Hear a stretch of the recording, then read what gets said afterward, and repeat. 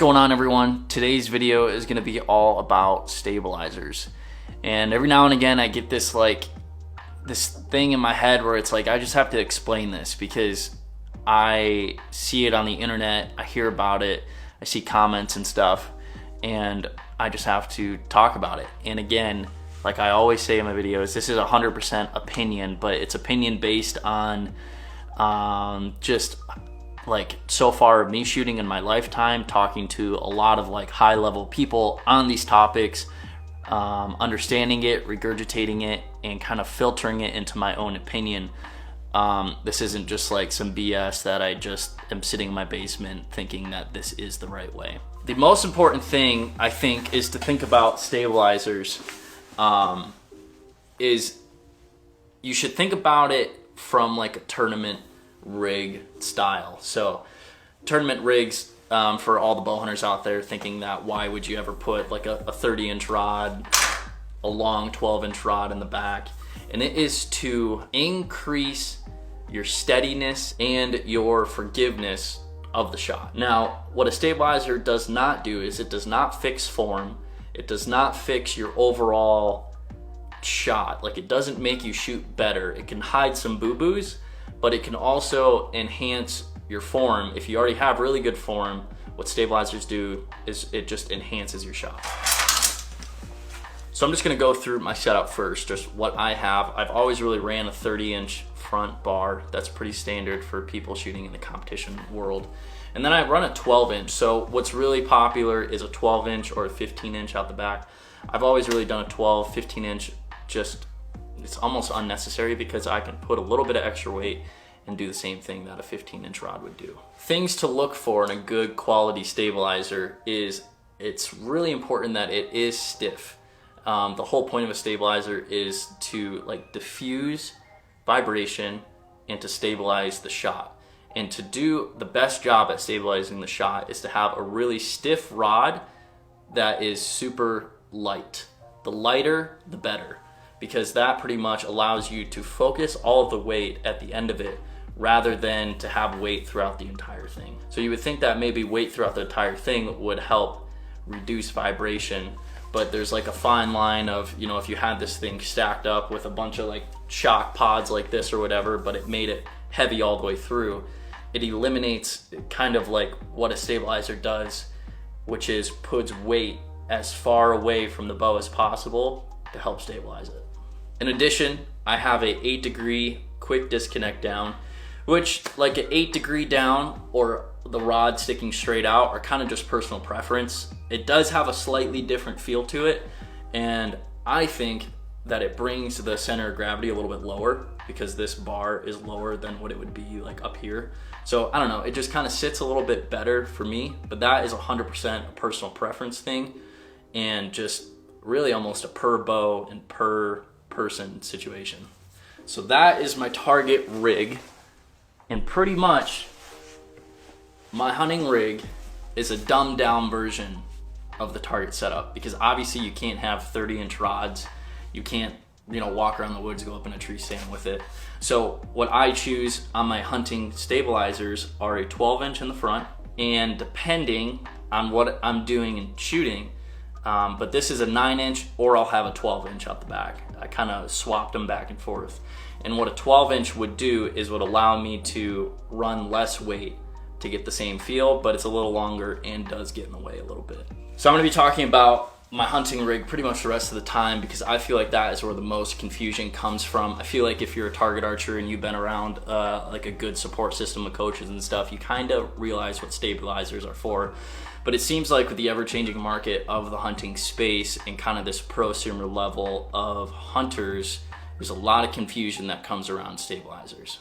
So I guess first, I'm gonna bust some myths, I suppose. And again, take this with a grain of salt because everyone's a little different and every feel is a little bit different. This is just, like I said, my opinion based on my experiences. I'm sure you guys have seen it, but there's these machines that you can put your bow in and then you can tweak your stabilizers to get it perfectly balanced, like 100% perfectly balanced, boom, perfectly balanced. Now that it may feel really good when you're shooting, like it feels balanced, it feels steady, But what that does is it allows bias from all directions. Left bias, right bias, even, forward and backward bias. It doesn't have any bias to it. Essentially, you're not using any force, you're not using any muscle to keep the bow balanced. Another myth, this is kind of a myth. Let me grab a stabilizer.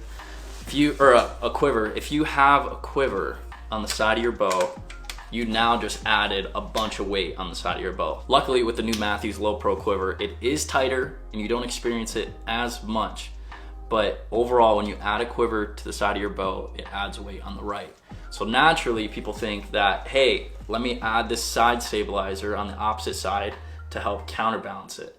Yes, that is true. That does help counterbalance it, but it still doesn't achieve the ultimate purpose of the side stabilizer. So I'm going to talk about all of this as if the quiver was off, because I really don't shoot my quiver on unless I have to, because if you switch this weight on and off all the time, your stabilizer setup, potentially other things could be different. So I guess what I would say is set your bow up how you're gonna shoot it and always shoot like that. If you're always gonna shoot with your quiver on, always set up, always tune with your quiver on. If you're gonna shoot with your quiver off, always tune, always shoot with your quiver off. It's never like a back and forth thing, because it could potentially cause some variation. So the back bar pretty much has two purposes, arguably three, but we'll stick with two. It offsets the weight of the front bar. By adding weight in the back, it can help balance it.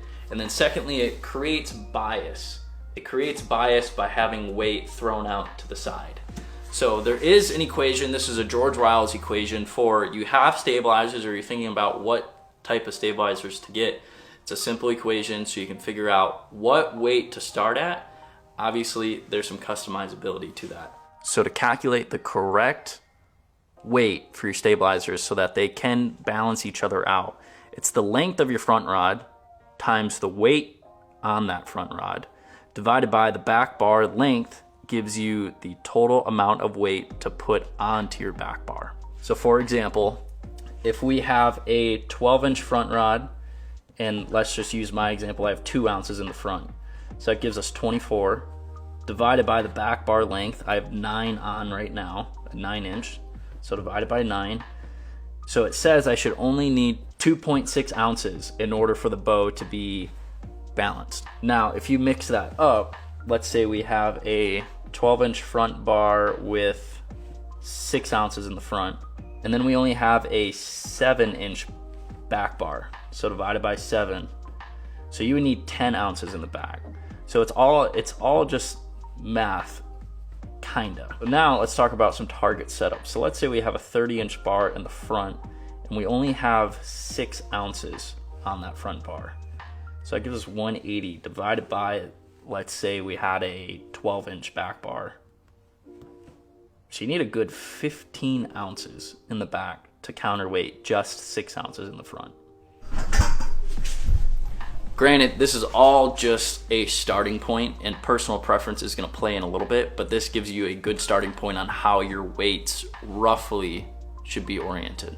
So talking about the back bar bias, the BBB, back bar bias, is how it sticks out on the side with weight. And pretty much what that does is it forces you to apply some muscle, to use some of your arm muscles, yes, to have the bow stay balanced. And this is where your second axis is super important, because if your second axis bubble is off, then none of this even works. But that creates bias, and essentially that eliminates 50% of your issues. Because if you're always applying pressure from the left, let's say, to make sure your bubble is in line, you're not as vulnerable to experience left and right aiming and balance issues if your bow is at neutral, is at the balance point. So this is a big reason why we actually did develop on the B-Real grip this high shelf, because on the Matthews Vantage grip, it just doesn't allow you to really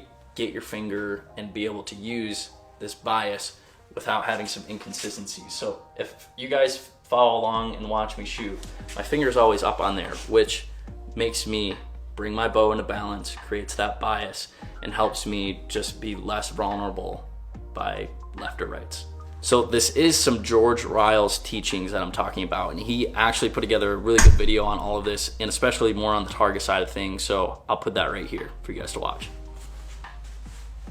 Now, it's also really important that you don't get too caught up in this stuff. I feel like people really get caught up in stabilizers and weight setups and everything. It's kind of like you set it right the first time, and then there's really never major changes, like maybe an ounce tweak here and there, a couple ounces.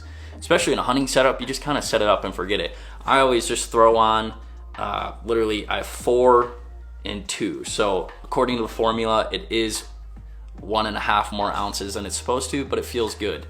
And maybe that's just because my sight's out a little further. I don't know. It's all about feel, but the important part is to understand what stabilizers do. Stabilizers do not fix form problems. They only make them worse. So the best thing to do is, if you're ever changing form, if you're trying out a new release, if you're trying out a new bow, anything major form related, go as light as you possibly can on your stabilizers, or take all of the weight off of your stabilizers. There's no need to be worrying about like stabilizer weight and balance when you figure that stuff out. Whenever I took a break from target archery or anything and I get back into shooting my tournament bow, I always nearly strip all the weight off, because I just need some time to really just focus on my form and not having to worry about the fatigue of the weights or the balance of the bow 100%. I can just worry about my form. One other little myth-ish that I guess I should talk about is like post-shot, what the bow does in the post-shot. I've seen people worried about like the bow kicks this way, the bow kicks that way. Well, the bow shouldn't be doing any of those things if you kind of set it up correctly in the first place. And there's, like I said, more major form issues if those things are happening that can't be fixed by weight. Like, you should be able to pick up a bare bow. Like, I could take stabilizers off right now and still shoot really good. Like, stabilizers don't fix anything. They just enhance the form that you have. So thank you guys for watching today's video on stabilizers, kind of the methodology of them and how to use them correctly, I suppose. If you're interested in the stabilizers that I use, these are the Shrewd Vantage B-Reel series. You can pick these up actually on BeRealMerch.com, the hunting series stabilizers. But yeah, thank you guys so much for watching, and we'll catch you in the next one.